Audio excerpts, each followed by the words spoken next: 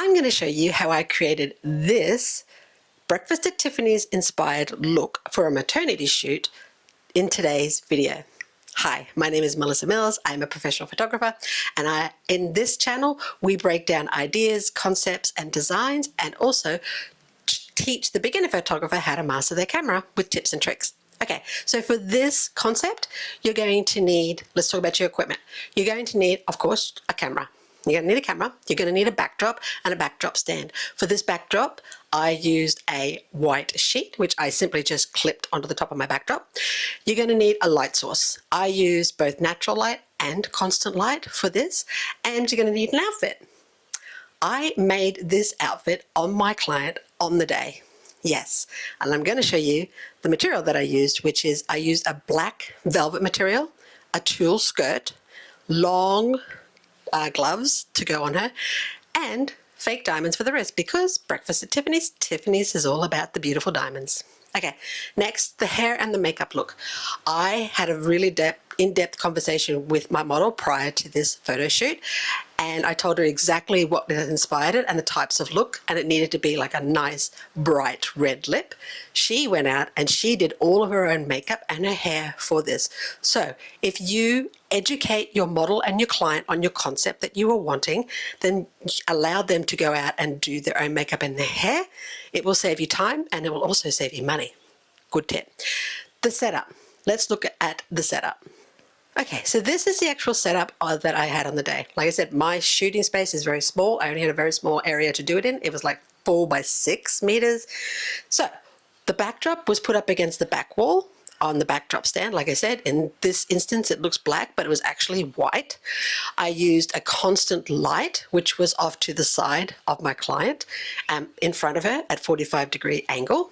Then there was me, and behind me was a larger window, so that I had both the gorgeous natural light that was shining directly on my client, but then also the constant light off to the side at 45 degrees to pick up any of those darkened shadow areas that my client or the photograph had actually had.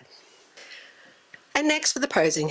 Maternity posing is very, very simple to do because you want to actually show off the gorgeous belly of the mum. So turning her to the side and having her hold her hands like this around at the bottom of her belly, and then just connecting her shoulder to her cheek, to her chin, was the actual stagnant pose that we actually used. Once I got her into that pose, it was very, very quick and very, very simple to get these beautiful, clean, gorgeous photographs of her in this pose. I did not ask her to smile, but I did ask her to smile with her eyes. And how did I do that?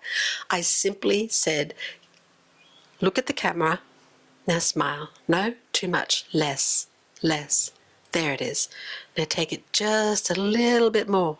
And that is exactly how I communicated to my client in order to get this almost secretive type look, smile in her expression and in her face. Now, let's talk about the editing.